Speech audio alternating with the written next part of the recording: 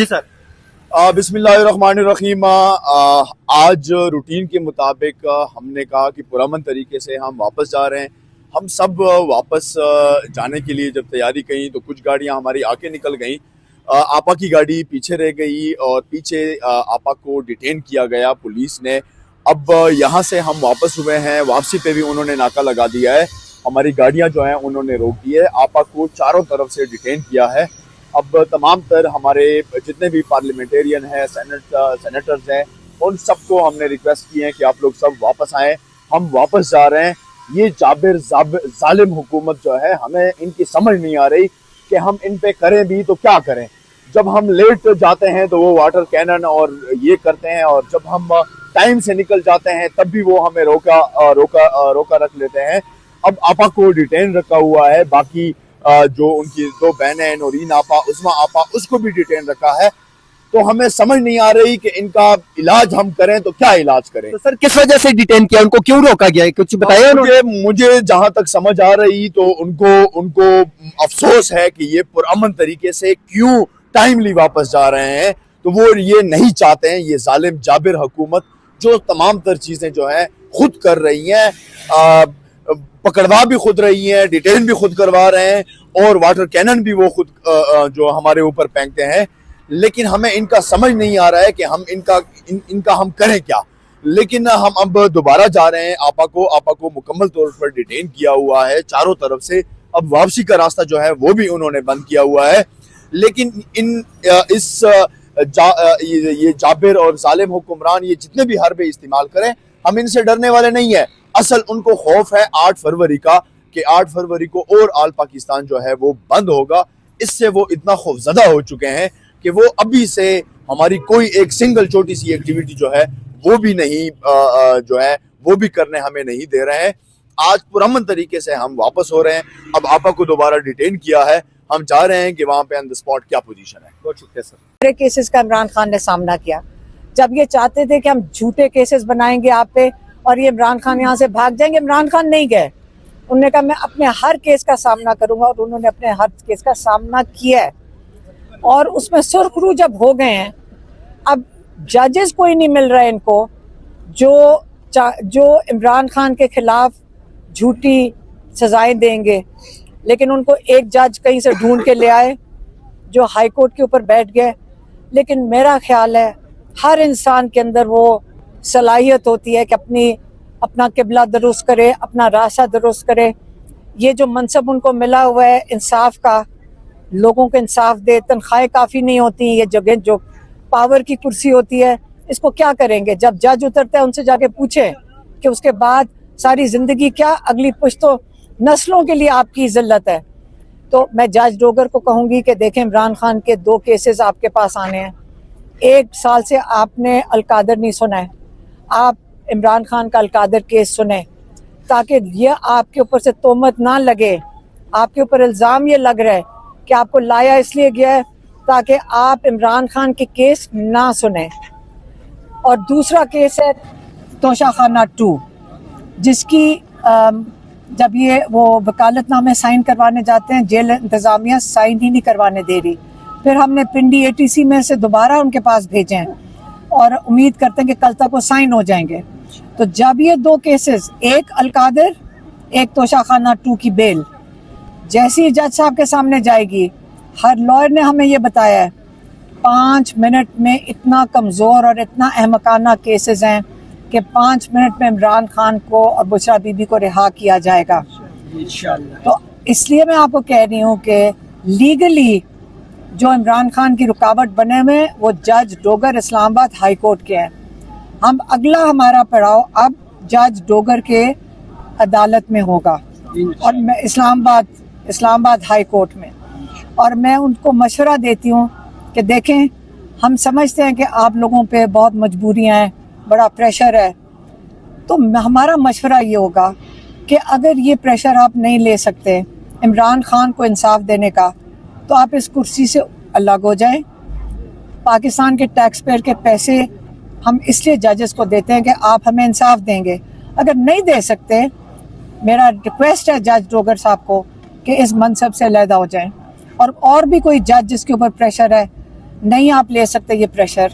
और हम समझते हैं कि कितना जुल्म हो रहा होगा आपके बच्चों के साथ, पता नहीं क्या क्या कह रहे होंगे, हमें ये नहीं पता कि आपको क्या धमकियां मिल रही होंगी, लेकिन आप अलहदा हो जाए इधर से और कोई जुर्रतमंद जज ऐसे आ जाएं जो पाकिस्तानियों को इंसाफ दे सकें।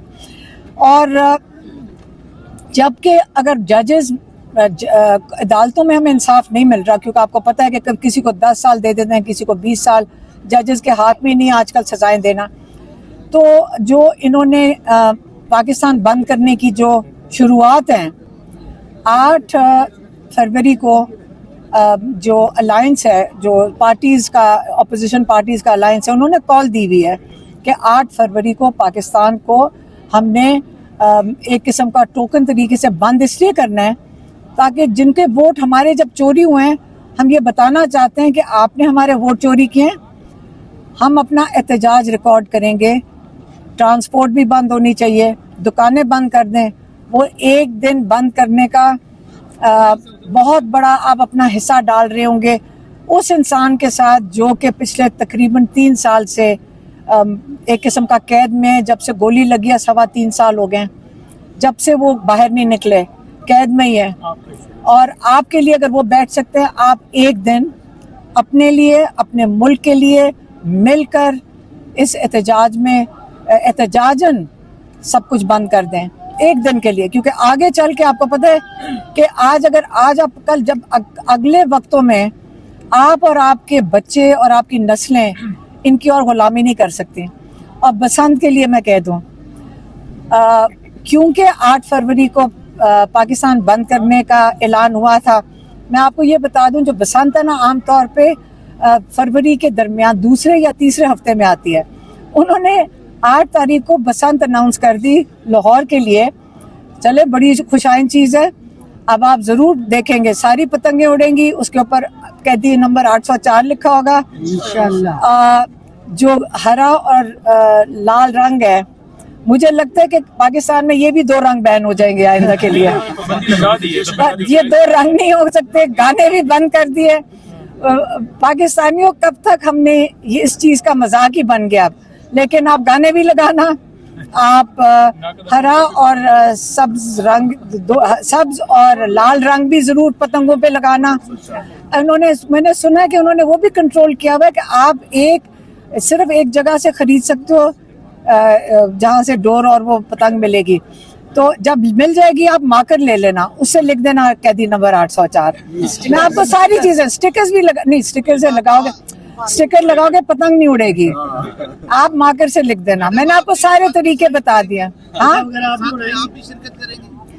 देखिए घर के अंदर, क्योंकि हम सारे लॉकडाउन करें, पतंगों ने ऊपर उड़ना है, सारा लाहौर देखेगा कि ऊपर कैदी नंबर 804 होगा।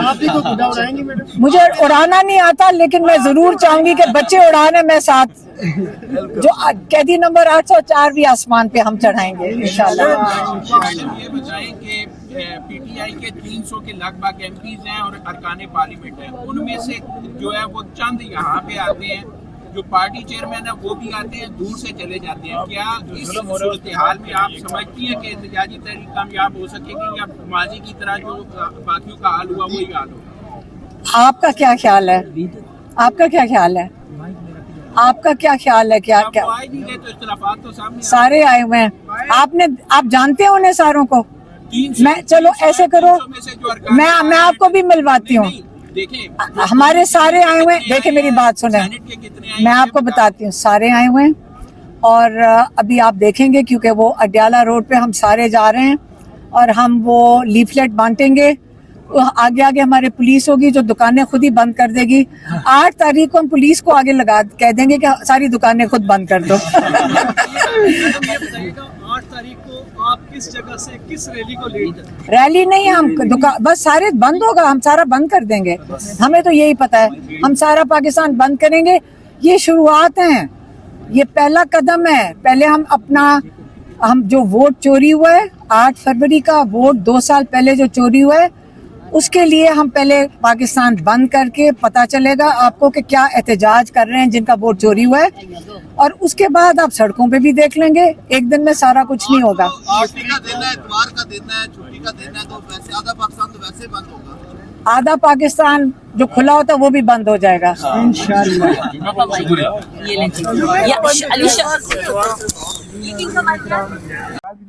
वहाँ पर बात ये चल रही है अभी लिमा आपा ये बात कर रही है मुझे अपनी गाड़ी से जाने दो मतलब इस्लामाबाद।